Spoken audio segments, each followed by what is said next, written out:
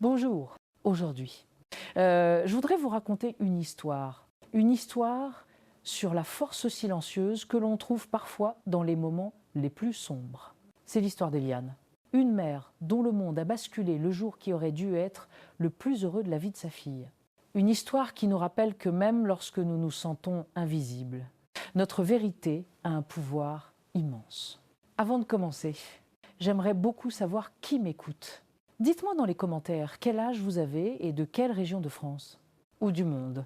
Vous me regardez, votre présence est précieuse. Laissez-la en cuisine pendant qu'on profite. C'est ce que ma fille a dit le jour de son mariage. Assez fort pour que ses amis entendent, assez bas pour que je puisse prétendre que ce n'était pas le cas. Je m'appelle Eliane Dubois, j'ai 67 ans et voici mon histoire. Le tintement des flûtes de champagne résonnait depuis le jardin, comme de petites cloches annonçant une célébration à laquelle j'avais à peine été conviée. L'air embaumait la rose, le saumon grillé et les pivoines.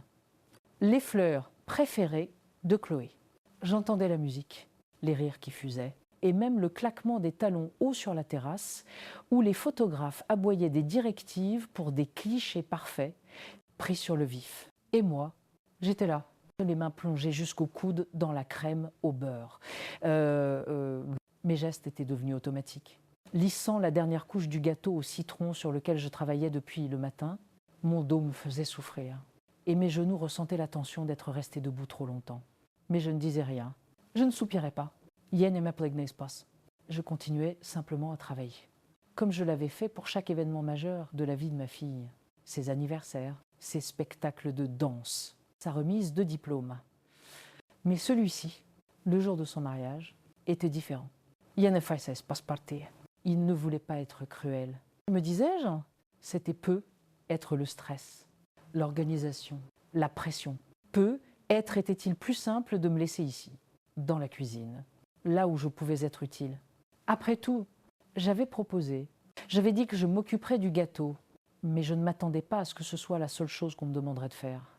La porte coulissante a grincé. Je me suis arrêtée, les mains flottant encore au-dessus des pétales de fleurs en sucre que j'avais façonnés, lorsque des voix sont parvenues de l'extérieur. « Où est ta mère » a demandé quelqu'un. « Oh, elle est dans la cuisine » a répondu Chloé, d'une voix désinvolte. « Laissez-la en cuisine pendant qu'on profite. » Puis des rires ont éclaté. Aigus Stridens, comme une lame déguisée en cloche. Je suis restée figée.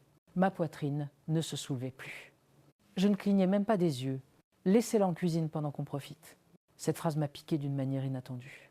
J'avais entendu de nombreux commentaires désobligeants au fil des ans, principalement de la part des amis ou de la belle famille de ma fille, qui pensaient que je n'étais pas assez raffinée. Mais cette fois, c'était différent. C'était elle. Je me suis essuyé lentement les mains sur un torchon. Mon reflet s'est dessiné dans la vitre. Des cheveux d'un argent doux, tirés en un chignon bas, une tache de farine sur ma joue. Je portais le tablier bleu que Chloé m'avait offert un jour, sur lequel était brodée la reine de la cuisine. Je ressemblais au fantôme de la célébration qui se déroulait dehors. Une relique, une servante. Je n'ai pas pleuré, pas encore. Mais j'ai senti quelque chose s'installer dans ma poitrine. Froid, clair et certain. Il ne savait pas. Il pensait que j'étais juste la mère de la mariée. La dame du gâteau. La femme qui avait apporté des bouquets de lavande noués à la main pour des centres de table que personne n'a utilisés. Mais j'étais aussi celle qui avait entendu bien plus qu'il ne le pensait. 3 semaines plus tôt, je m'étais installée dans la chambre d'amis de la maison de Chloé pour aider. Elle avait insisté, disant que ce serait plus simple ainsi. Et au début, c'était charmant. Des discussions tard le soir, un verre de vin sur la terrasse, des notes griffonnées dans son carnet de mariage. Mais j'ai vite remarqué un changement. Des chuchotements, des portes fermées à clé, des regards rapides échangés entre elle et Antoine qui me tordaient l'estomac. Unnuit, à travers le mur fin de la chambre d'amis. J'ai surpris quelque chose que je n'aurais jamais dû entendre. Mais une fois que vous l'entendez, vous ne pouvez plus l'oublier. Je me souviens être restée assise là, serrant le drap contre ma poitrine, fixant le ventilateur de plafond tandis que leur voix résonnait depuis la chambre principale. Ces disputantes, pleurant, puis le silence. Et plus tard cette semaine-là, Chloé m'a agressée dans la buanderie avec une voix qui n'était pas la sienne. Maman, ne t'en mêle pas. Tu ne ferais qu'empirer les choses. Empire. J'avais tout fait pour lui faciliter la vie. J'avais récupéré sa robe, payé la compte du traiteur, corriger la commande de linge de table arrivée dans la mauvaise couleur. Et j'avais veillé tard pour coudre des rubans sur la robe de sa petite demoiselle d'honneur. J'attendais pas d'applaudissements. Mais je ne m'attendais pas non plus à devenir invisible. Je ne m'attendais pas à être traitée comme une employée. Mais il ne savait pas ce que j'avais fait après cette nuit-là. Il ne savait pas que lorsque je suis allée à Carrefour le lendemain matin, j'ai acheté autre chose en plus des vases et de l'extrait de citron. Un petit enregistreur audio. C'était censé être pour me protéger, pour avoir une preuve. Je ne savais même pas si je l'utiliserais, mais je l'avais. Et après ce soir, il se pourrait bien que je m'en serve. La semaine où j'ai emménagé chez ma fille pour aider aux derniers préparatifs du mariage, je me suis dit que c'était une chance de nous rapprocher à nouveau. Nous avions eu nos hauts et nos bas au fil des ans. Quelle mère et sa fille n'en ont pas? Mais je croyais que cette fois serait différente, qu'elle voudrait sa maman à ses côtés pour le jour le plus important de sa vie. Les premiers jours étaient pleins d'espoir. Nous buvions de la tisane à la camomille le soir, partagions des tableaux sur Pinterest et nous sommes même restés éveillés une fois jusqu'à minuit à parler de destination pour la lune de miel. Je me souviens d'elle riant à un moment, repoussant ses longs cheveux sombres derrière son oreille et disant « Tu arranges toujours tout, maman ?» J'ai gardé ce moment comme un coquillage précieux, le pressant contre mon cœur quand les choses ont commencé à se fissurer. Cela a commencé par des portes qui claquent, puis des disputes à voix basse. La voix d'Antoine avait une dureté que je ne lui connaissais pas. Sèche, cassante, froide. La voix de Chloé tremblait parfois, mais je ne parvenais jamais à distinguer les mots. Elle arrivait dans la cuisine le lendemain matin avec les yeux plus gonflés que la veille au coucher. Elle souriait et disait que tout était parfait, mais ses mains tremblaient en beurrant ses tartines. Une nuit, alors que je pliais des chemins de table dans la buanderie, j'ai entendu des sanglots étouffés. J'ai jeté un coup d'œil et je l'ai vue assise par terre, les genoux ramenés contre sa poitrine, le visage enfoui dans son peignoir de mariée. Je me suis approchée doucement, demandant « Chloé, qu'est-ce qui s'est passé-t-il, ma chérie ?» Elle a levé les yeux comme si je l'avais surprise à faire quelque chose de honteux. « Ne commence pas » a-t-elle lancé. « S'il te plaît, maman, ne commence pas. Tu ne comprends pas. » J'ai reculé comme si elle m'avait giflé. Je voulais comprendre, je voulais aider. Mais quelque chose dans son regard me disait qu'elle cachait une vérité trop lourde pour que même moi je puisse la porter. Je l'ai laissée là, sanglotant dans la soie et la dentelle. Et je suis retournée à mon pliage. Le lendemain, tout est revenu à la normale. Trop normal. Une gaieté forcée, surjouée. C'était comme regarder une maison de verre reconstruite avec de la colle, prétendant ne jamais s'être brisée. Je savais que quelque chose n'allait pas. Je ne savais simplement pas à quel point c'était profond. Jusqu'à ce que je les voie, Antoine et Sophie, la demoiselle d'honneur.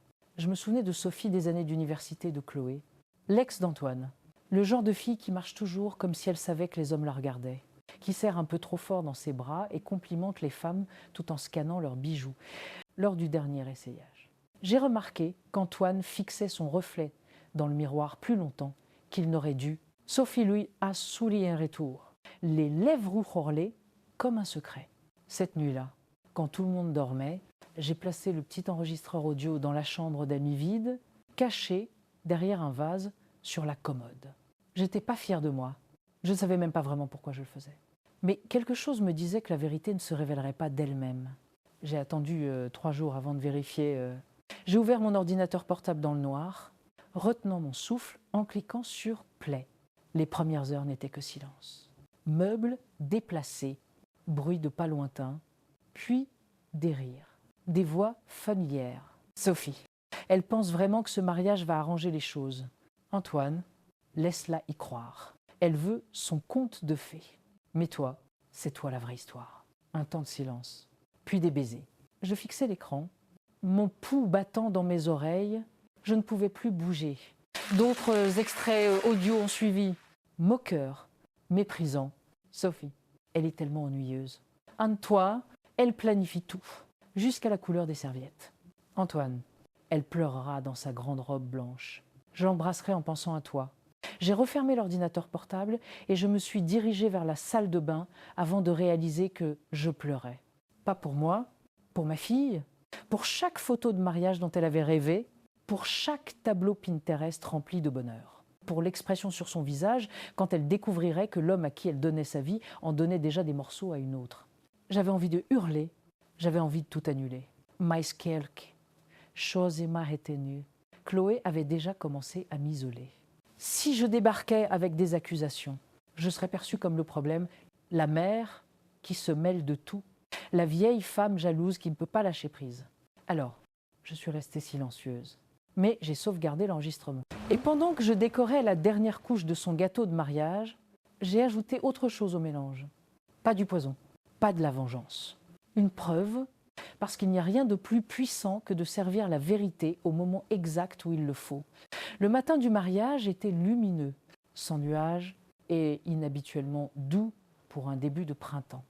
Le jardin avait été transformé en une scène de rêve, donc des tentes blanches au tissu fluide, de douces guirlandes lumineuses tendues entre les arbres et des chaises dorées alignées en parfaite symétrie sur la pelouse. C'était le genre de mariage dont Chloé avait toujours rêvé, celui pour lequel elle découpait des photos dans les magazines de mariés depuis ses 14 ans. Et moi, j'étais dans la cuisine, entourée de casseroles, de poches à douille et de l'odeur incomparable du zeste de citron. Le gâteau était presque terminé. Une pièce montée à 3 étages de génoise au citron et à la fleur de sureau. Chaque étage glacé d'une crème au beurre fouetté, avec de délicates violettes en sucre placées comme de petits secrets sur les bords. J'avais commencé à l'aube. Chaque mouvement était délibéré. Chaque tourbillon de glaçage. Une prière silencieuse pour que cette journée se passe mieux que je ne le craignais. Pendant que je travaillais, j'entendais la musique parvenir de l'extérieur. Une guitare acoustique, des applaudissements polis, des rires. Un photographe a passé la tête dans la cuisine une fois, l'air confus. Oh, vous êtes avec le traiteur. J'ai souri avec crispation, juste la mère de la mariée. Il a cligné des yeux, puis a marmonné un d'accord gêné avant de disparaître. Personne ne m'avait demandé de m'habiller tôt. Personne n'avait envoyé de maquilleuse. Chloé m'avait donné une robe bleue poudrée à porter la semaine dernière, glissée dans une housse de pressing comme une pensée après coup. Je ne l'avais même pas encore vue aujourd'hui. Pas dans sa robe, pas depuis hier soir. Je n'étais qu'une ombre derrière la célébration. Pourtant, j'ai continué. Mes mouvements étaient fluides, précis. Quand la dernière violette fut en place, j'ai reculé et j'ai contemplé le gâteau. Il était magnifique. J'avais créé quelque chose qui ressemblait à l'amour, même si l'amour était la seule chose qui était simulée à l'extérieur. Alors que je me préparais à nettoyer, j'ai entendu des voix chuchoter près du couloir. Les demoiselles d'honneur. Sophie parmi elles. « Yete jure » si Chloé l'apprend, a murmuré une voix. Sophie, Harry, elle ne saura rien, pas aujourd'hui. Elle flotte dans son petit conte de fées. Une autre voix a ajouté « Vous et Antoine, vous ne vous étiez pas. On le fait toujours, non. Ma chérie, dites Sophie, sa voix comme du venin enrobé de soie, samedi dernier, dans la chambre d'amis, pendant qu'elle commandait des serviettes. Des rires, puis le silence. Elle ne m'avait pas vue, debout juste derrière le mur. Mes mains ont serré le torchon si fort qu'il s'est déchiré. J'ai pas bougé, j'ai pas respiré. Je suis restée là pendant que leur voix s'estompait en retournant à l'extérieur. Dehors, ils prenaient des photos de groupe. Les beaux-parents trinquaient au mimosa. Le beau-père de Chloé a fait un discours sur 2 familles qui n'en deviennent qu'une. Pendant ce temps, j'étais à l'intérieur avec un torchon ruiné et un cœur qui s'endurcissait lentement. Je suis allée dans la chambre d'amis, la même où l'enregistreur avait été placé, et je l'ai récupéré. Le fichier avait déjà été transféré sur mon ordinateur portable, mais je portais le petit appareil dans la poche de mon tablier comme un talisman, non pas parce que je voulais me venger, mais parce que je ne pouvais pas la laisser entrer aveuglément dans une vie de trahison. Quand je suis retournée à la cuisine, j'ai trouvé la future belle-mère de Chloé près du gâteau. Elle m'a regardée avec un sourire plaqué. « Ça sent merveilleusement bon ici, hein. Vous vous êtes surpassé. » J'ai hoché la tête de force. Puis elle a ajouté nonchalamment. « N'oubliez pas que c'est le jour de Chloé. Essayons de ne pas la distraire. » Distraire. Elle a souri plus largement. Je sais que vous avez l'habitude de vous impliquer dans tout, ma chère. Mais aujourd'hui, c'est au tour de la nouvelle génération. Votre rôle est de soutenir. And silence. Je ne me souviens pas avoir répondu. Juste un calme étrange qui s'est installé en moi. Laissez-les célébrer. Laissez-les trinquer. Poserait rire. Ils pensaient que j'étais juste une employée. juste la cuisinière. Mais ils ne savaient pas que j'avais la seule chose qu'aucun d'eux n'avait, la vérité. Et je comptais la servir avec le gâteau. J'ai transporté le gâteau dans l'office frais et j'ai fermé doucement la porte derrière moi. C'était fait. 3 étages parfaits. Des couches de génoise au citron et de crème à la fleur de sureau. De délicates violettes en sucre nichées sur les côtés, comme de la dentelle sur une robe. La dernière chose que je ferai pour ce mariage, j'ai enlevé mon tablier. Je l'ai accroché soigneusement au crochet près de la porte de l'office. Et j'ai regardé mes mains, tachées de farine, couvertes de taches de rousseur, fatiguées. Ses mains avaient élevé une fille. Ses mains avaient tenu son front fiévreux. Préparé ses déjeuners pour l'école, applaudi le plus fort à sa remise de diplôme universitaire. Et maintenant, ces mêmes mains mettraient fin au mensonge dans lequel elle s'apprêtait à entrer. Je suis retournée dans la chambre d'amis et j'ai rouvert l'ordinateur portable. J'ai retrouvé le fichier audio, simplement nommé audio A et S. Je l'avais écouté plus de fois que je ne pouvais compter maintenant. Chaque mot était gravé dans ma mémoire. Le rire haletant de Sophie, le sourire arrogant d'Antoine dans sa voix. La trahison, désinvolte et cruelle. J'ai copié le fichier sur mon téléphone. Puis j'ai ouvert mon application de messagerie et je me le suis envoyé. Et, encore une fois, au cas où, je ne faisais confiance ni au cloud, ni à Internet. Je faisais confiance à mes vieux instincts. J'avais besoin de ce fichier avec moi. Je me suis changée.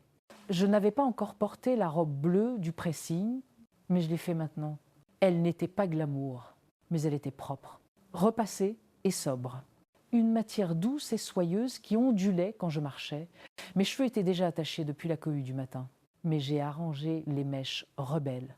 J'ai mis les boucles d'oreilles en perles de ma mère, minuscules, simples, le genre qu'elle portait pour aller à la messe. Le genre que l'on porte quand on s'apprête à faire une déclaration sans crier quand je suis sortie. Les gens ne m'ont pas remarqué. Ce n'était pas grave. Les invités commençaient à se diriger vers la tente de réception. Les vœux avaient été échangés. L'officiant était parti. Chloé et Antoine étaient officiellement mariés. Je l'ai aperçue de l'autre côté de la pelouse, radieuse dans sa robe blanche, entourée de pétales et de louanges, souriant aux invités qui lui tendaient des cadeaux et du vin. Et pendant une seconde, juste une seconde, j'ai presque tout laissé tomber. J'ai presque décidé d'avaler la vérité, de l'enterrer pour protéger son bonheur, même s'il était construit sur de la pourriture. Mais ensuite, j'ai vu Sophie vêtue de bordeaux, une couleur qui n'avait jamais été approuvée pour le cortège. Sa main a touché l'épaule d'Antoine. Il n'a pas tressailli. Il s'est penché vers elle et a dit quelque chose qui l'a fait rire. C'est là que j'ai su. Il n'y avait aucun moyen de protéger Chloé de cela. Il n'y avait qu'à le révéler. Je me suis glissée sous la tente du traiteur. Le DJ ajustait son matériel sur le côté de la scène, sirotant une boisson gazeuse. Je me suis approchée calmement. « Bonjour », ai-je dit avec un sourire. « Pourrais-je emprunter le microphone juste une minute après la découpe du gâteau ?» Là, il a hésité. Mais j'ai fouillé dans mon sac à main et j'en ai sorti un billet de 100 € bien net. C'est pour la mère de la mariée. Ai-je ajouté? Il a hoché la tête. Après le gâteau, pas de problème. Je l'ai remercié et je suis retournée à la cuisine. Le temps s'est écoulé étrangement après cela, à la fois vite et lentement. J'entendais à nouveau les rires, la musique qui montait, les verres qui s'entrechoquaient. Puis, il est temps de couper le gâteau. La voix de Chloé a retenti. « Maman, tu peux la porter. » J'ai soulevé le gâteau avec précaution. Son poids familier et symbolique. Comme si je portais toute la vérité dans mes bras. J'ai franchi les portes vitrées. Les invités se sont tournés et ont applaudi. Le soleil a capté le scintillement du glaçage du gâteau et les yeux de Chloé se sont illuminés. J'ai souri. Pas pour eux, pas pour les applaudissements, mais parce que je savais ce qui allait suivre. J'ai posé doucement le gâteau sur la table centrale. Un silence s'est fait alors que les gens se rassemblaient autour. Chloé a levé le couteau, me regardant d'un air attendant. « Athens », ai-je dit doucement. J'ai sorti mon téléphone de mon sac à main. « J'ai quelque chose à partager avant que nous ne coupions ce gâteau », ai-je dit en m'approchant du micro. Les yeux d'Antoine se sont plissés. Sophie s'est agitée. Le fichier audio était prêt. J'ai appuyé sur play. Le haut-parleur a grésillé. Puis la première voix a retenti. « En toi, elle veut son conte de fées. Mais toi, c'est toi la vraie histoire. » La salle est devenue complètement silencieuse. Au moment où la voix d'Antoine a résonné dans les haut-parleurs, un silence si soudain et si tranchant est tombé sur la tente. C'était comme si quelqu'un avait coupé l'oxygène. Les rires, la musique, le tintement poli découvert, tout avait disparu. Juste sa voix, diffusée sous l'élégant chapiteau blanc, exposée, amplifiée. Elle veut son conte de fées. Mais toi, c'est toi la vraie histoire. Yes, une vague de halètement a parcouru la foule comme un courant électrique. La main de Chloé, qui était enroulée autour du couteau à gâteau en argent, a tremblé. Elle a cligné des yeux une fois, puis deux, comme si elle essayait de comprendre ce qu'elle venait d'entendre. Sa tête s'est tournée vers Antoine. Il était pétrifié. Sa bouche était légèrement entr'ouverte. Il regardait de moi au téléphone, puis au DJ, comme si tout cela n'était qu'une sorte de mauvaise blague. Puis la voix de Sophie est arrivée, légère et cruelle. Elle pleurera dans sa grande robe blanche pendant que je sourirai à son mari. Les gens ont audiblement suffoqué. Quelqu'un a laissé tomber une fourchette. Antoine s'est avancé, tendant la main vers le micro. « Arrêtez, acre, c'est bizus, c'è sorti de son contexte. » J'ai légèrement reculé le micro. « Calme. Ce n'est pas horse contexte. » Ai-je dit d'une voix égale. C'est exactement ce que ça semble être. Je me suis retournée vers la foule. La mère de la mariée n'a peut-être pas été invitée sur les photos ou dans les discours, mais j'ai observé et écouté. Et je ne pouvais pas laisser ma fille entrer aveuglément dans un mariage qui était déjà brisé avant même d'avoir commencé. J'ai regardé droit vers Antoine, puis vers Sophie, qui semblait maintenant avoir la peau changée en glace. Sophie a émis un bruit, comme un rire étranglé. Mais son assurance avait disparu. Son visage est devenu rouge, puis pâle. Sa pochette lui a glissé des mains et a heurté le sol avec un bruit sourd. Personne n'a bougé pour l'aider. Antoine s'est tourné vers Chloé. Loé, écoute, c'est insensé. Elle déforme tout. C'est audio, c'est un faux. Netos. Chloé est restée là, figée, fixant le haut-parleur comme si c'était une fenêtre sur un autre monde, sur une vérité qu'elle n'avait pas voulu voir. D'autres extraits audio ont fusé. Antoine, laisse-la jouer à la mariée. J'ai l'embrasserai. Je sourirai pour les caméras et je rentrerai à la maison avec toi. Sophie, elle a de la chance que tu ailles jusqu'au bout. Tu pourrais avoir mieux. J'ai éteint l'enregistrement. Silence. Personne n'a applaudi. Personne n'a bougé. Les guirlandes lumineuses au-dessus de nous semblaient soudainement agressives. Les nappes en dentelle, les couverts dorés polis, les flûtes de champagne. Tout est devenu absurde. Des accessoires inutiles dans une pièce de théâtre dont la fin venait d'être réécrite en temps réel. Antoine a de nouveau regardé Chloé, cette fois avec panique. « S'il te plaît, bébé, je t'aime. » Elle ment. C'était avant, bien avant. Mais Chloé a levé la main. Elle n'avait toujours pas pleuré. Ses lèvres étaient entr'ouvertes. Sa respiration courte, mais sa voix était stable quand elle a finalement parlé. « As-tu couché avec elle samedi dernier ?» Le silence d'Antoine a été plus assourdissant que tout ce qui était sorti des haut-parleurs. Chloé a hoché lentement la tête. Le blanc de sa robe brillait sous les lumières comme du papier sur le point de brûler. Elle s'est tournée vers Sophie. « Tu disais que tu étais mon amie. » Sophie a essayé de parler, puis a abandonné. Ses yeux cherchant une issue vers le bord de la tente, comme un animal piégé. Chloé m'a regardé. Enfin, sa voix s'est brisée. Tout ça va. J'ai croisé son regard, mes propres yeux remplis de larmes non versées. Oh oui, un temps a passé. Pourquoi ne me l'as-tu pas dit plus tôt? Parce qu'il fallait que tu le voies, que tu l'entendes. Je ne pouvais pas te laisser épouser un mensonge. Mais je ne pouvais pas non plus te forcer à le croire. Elle a hoché la tête. Sa lèvre a tremblé. Une larme a coulé sur sa joue. Mais sa voix, quand elle est revenue, était ferme. Je veux qu'ils partent. Je veux qu'ils partent tous les deux, maintenant. La tente, remplie de 200 invités silencieux, s'est ouverte comme une mer alors qu'Antoine se tournait et sortait en trombe, traînant Sophie derrière lui. Personne ne les a arrêtés. Pas même ces demoiselles d'honneur, qui détournaient maintenant le regard avec honte. Je me suis écartée et je les ai regardées disparaître. Et puis le gâteau est resté seul, intact. 3 étages de citron et de fleurs de sureau, la vérité cuite dans chaque couche. La tente est restée étrangement silencieuse après le départ d'Antoine et Sophie. C'était comme si personne n'osait respirer. craignant que le silence ne se brise en quelque chose d'encore plus inconfortable. Le DJ n'a pas repris la musique. Personne ne s'est approché du gâteau.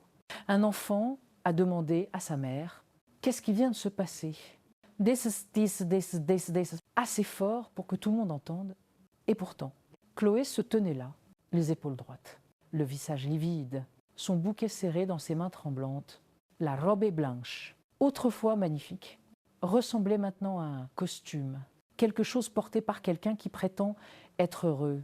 Je me suis avancée, ne sachant pas si je devais la toucher, incertaine d'avoir franchi une ligne de non-retour. Mais avant que je puisse parler, elle s'est tournée vers moi. « Peux-tu m'aider à enlever cette robe ?» Sa voix était douce. « Tende. » J'ai hoché la tête. Nous avons marché ensemble lentement hors de la tente et dans la maison, laissant les invités stupéfaits dans notre sillage. Certains chuchotaient. D'autres faisaient semblant de faire défiler leur téléphone. D'autres encore se servaient du champagne parce qu'il n'y avait rien d'autre à faire. À l'intérieur, la climatisation bourdonnait doucement. Chloé a monté les escaliers, chaque pas plus lent que le précédent. Je l'ai suivie dans la chambre d'amis et j'ai soigneusement descendu la fermeture éclair de sa robe. Elle s'est assise au bord du lit et a contemplé son reflet dans le miroir. Ses yeux étaient cernés de rouge, son rouge à lèvres estompé. « Je pensais qu'ici j'ignorais ça assez longtemps. Ça finirait par disparaître. » Hâtée, elle murmurait. Je pensais que tous les couples avaient des problèmes. Je pensais que c'était juste la peur de s'engager. Je me suis assise à côté d'elle. « Ce n'était pas de ta faute. » ai-je dit doucement. Elle a laissé échapper un rire qui était plus un souffle qu'un son. « Tu les as enregistrés ?»« Oh oui. Savais-tu que ça se passerait comme ça ?» J'ai secoué la tête. « Non. » Mais je savais que le mensonge finirait par prendre feu. J'ai juste décidé d'allumer l'allumette avant qu'il ne te brûle. Pendant un moment, elle n'a ri dite. Puis, j'aurais dû te croire. J'aurais dû voir les signes.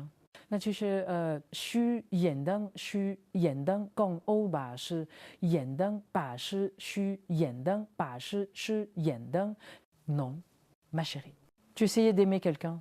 On ne devrait pas avoir à supposer que les gens qu'on aime nous trompent. Elle a hoché la tête, ses mains se tordant sur ses genoux. Puis, après un long silence, « Je veux une annulation. Je ne veux pas que ça me suive. Je ne veux pas de son nom. Je veux que ce soit effacé. Tu l'auras ?» ai-je dit. « Et plus encore. » Notre côté est basse. La porte d'entrée a claqué.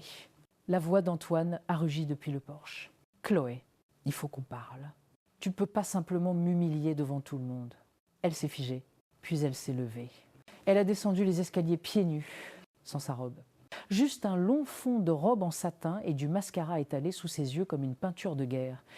Je l'ai suivie. Elle a ouvert la porte et l'a fixée. Et sa cravate dénouée, le visage rouge. Sophie, ne le parte, a vu. « Tu t'es humilié tout seul. »« Ah, elle !» dit d'une voix égale.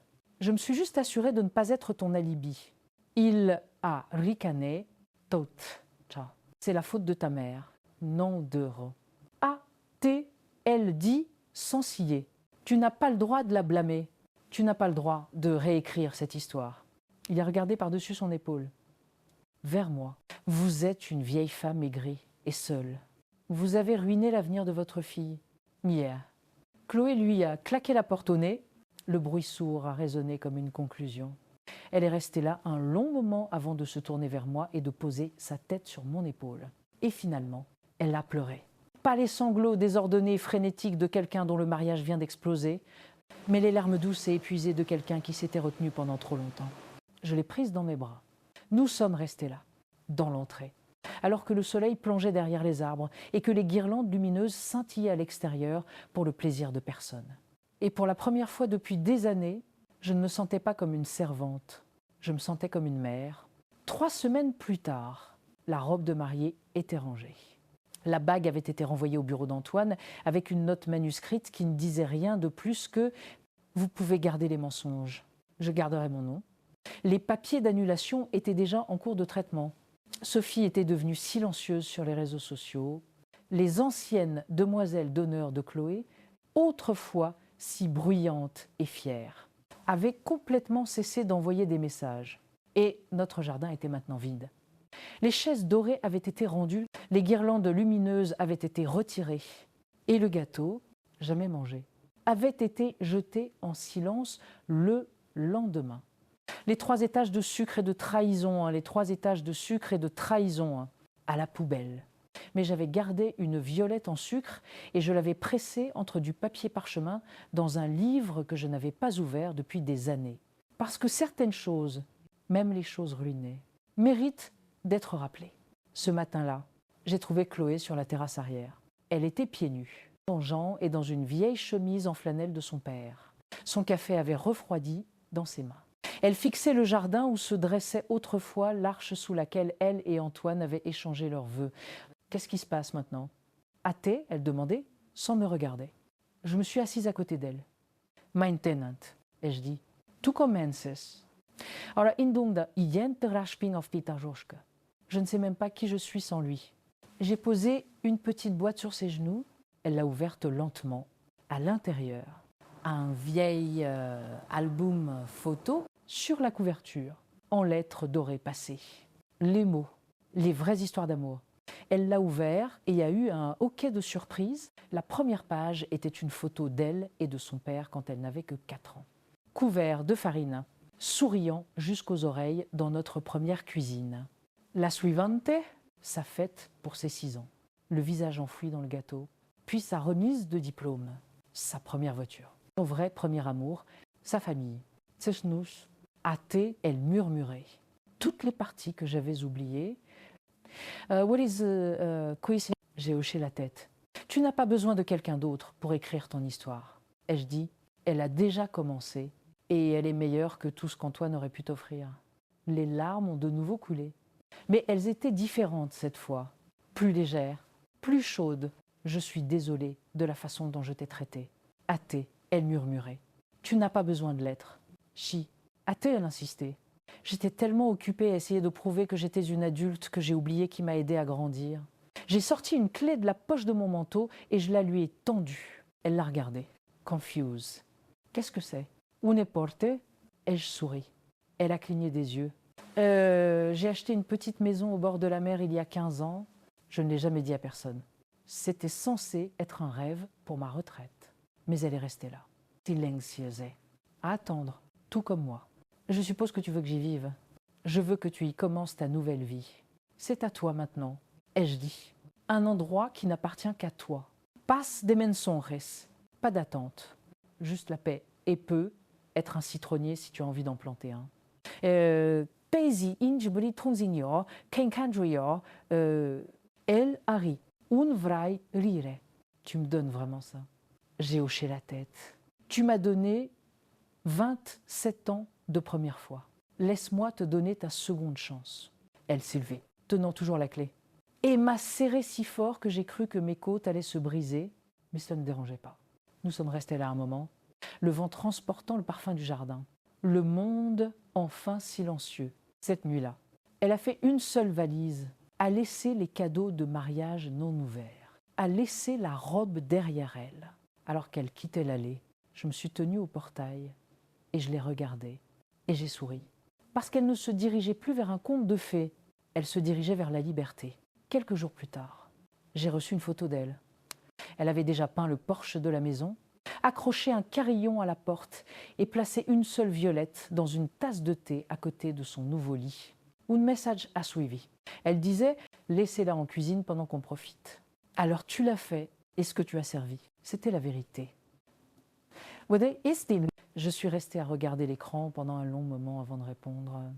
Certaines recettes prennent des années, mais le résultat en vaut la peine. Et ce fut la fin de son mariage. Mais le début de tout le reste.